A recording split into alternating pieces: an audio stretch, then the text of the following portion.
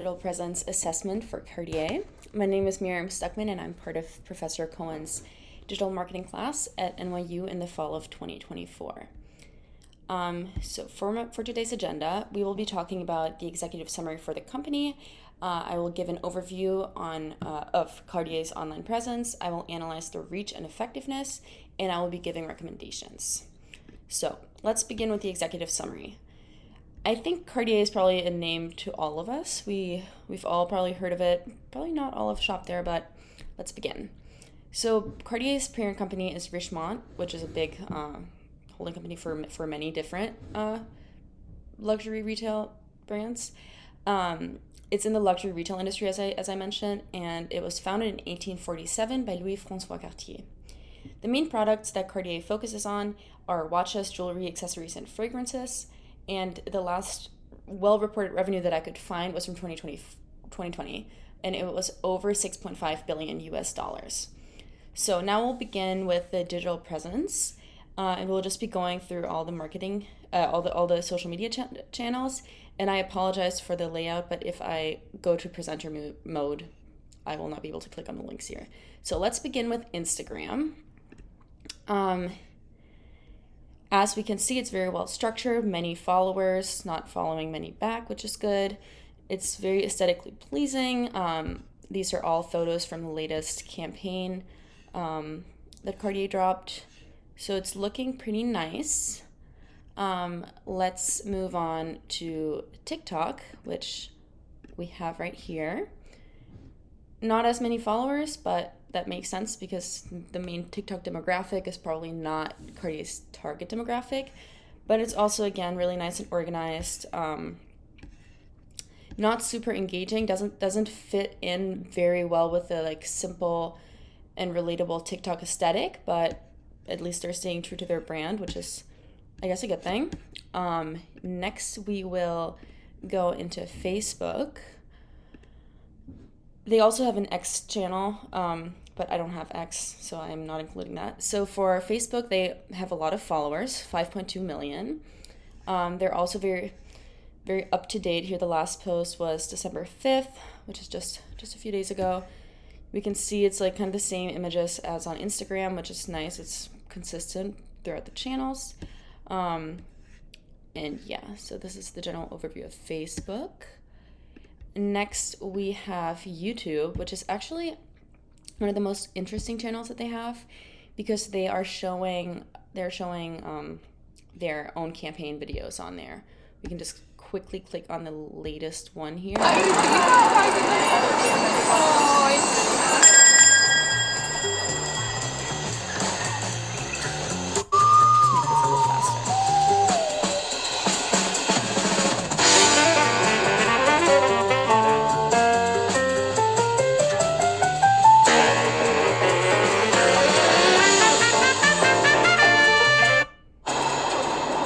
I just wanted to give a quick look at that because I feel like the social media posts that we have on the other channels make more sense, like seeing that clip, because they just are tailored to their latest campaign. But for Cartier's channel in general, they don't have too many followers, and they also don't have that many views on their videos, which is not great. Not great engagement. So moving on. We have Pinterest, which is, not working, but I have it pulled up here, so no problem. Or I thought I did. I will be clipping this out. Let's see here. Sorry. Again, we see kind of the same vibe as on all the other channels. It's just nice that they have a presence, not the greatest amount of followers, but that's okay. So next, we have the website, kind of their main presence point. I guess we can just click on the website itself.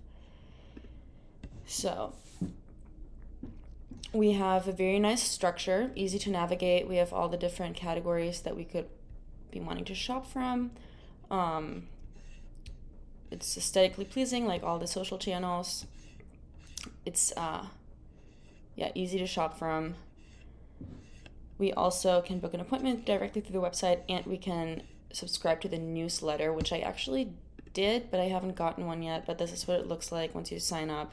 They just kind of give updates, which is good for maintaining client relationships.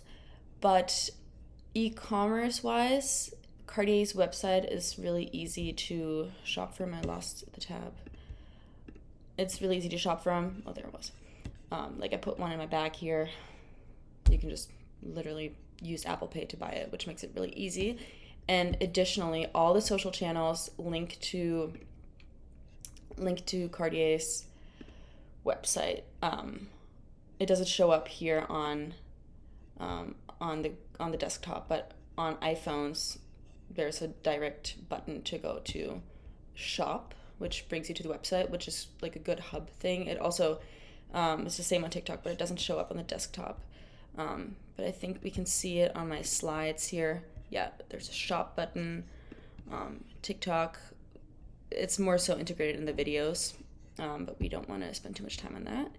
So we have the website, we have email, newsletter, and so now analysis of reach. This is a stat that I found on the website from the source, if you ever want to check. They have a lot of visits this month.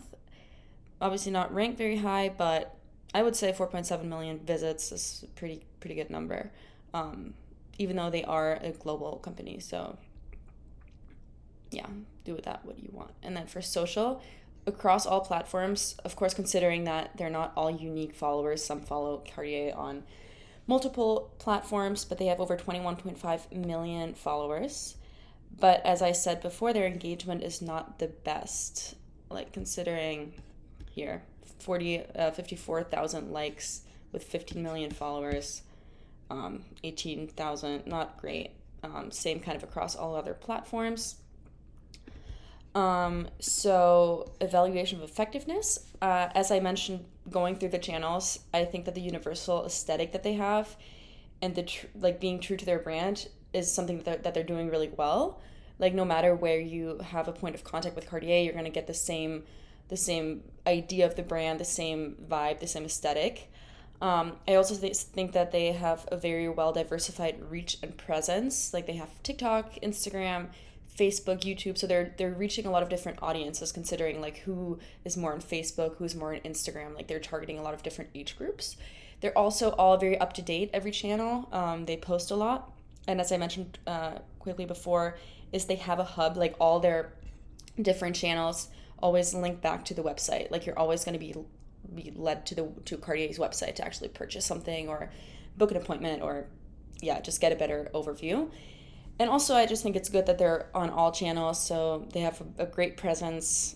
And I guess most people are aware of Cartier in general, but they definitely have a presence, reminding people of their existence.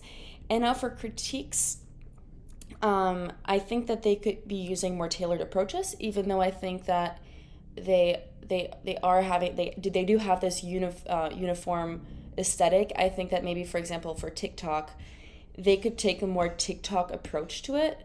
Like they're kind of doing the same across all platforms, even though the audiences are very different. So I think that they could, to appeal to different groups, they could kind of personalize their strategies across platforms. And then for community involvement and advocacy, I don't see them having many like influencer partners or just people advocating for them. I do see many people like buying the ring that's trending right now, but they don't really have people speaking on their behalf as much. Maybe I'm not the target, so I'm not exposed to it, but I couldn't find much when I did the research. And then for targeting, as I mentioned, maybe they could use more tailored approaches, but also they could try to maybe have their ads play in different contexts, like to get their views up a little bit. And then also, I don't know how many people that are on TikTok are gonna have the means to buy Cartier like luxury products. So maybe they could focus more on the platforms that actually matter most to them. And so my recommendation would be, I didn't make a separate slide for that, but my recommendation would be to just focus on one channel that reaches the most people that they're actually targeting, the people that have the money, the people that have the interest, because awareness, as we talked about the funnel, it's not like everyone that's aware is going to purchase. So just targeting the right people, personalizing that approach to what that demographic would like to see, and then making it appealing to buy, maybe even through like influencer partnerships or things like that. But as a whole, I don't want to look for many problems because I actually do think that Cartier has a really good online presence, and I don't think there's a lot to criticize. So my recommendation would also be to move forward as they have been so far and just keep doing what they're doing, because their revenues, like we said, great. They're doing really well. They have a very sophisticated online presence. So good job, Cartier. Love it.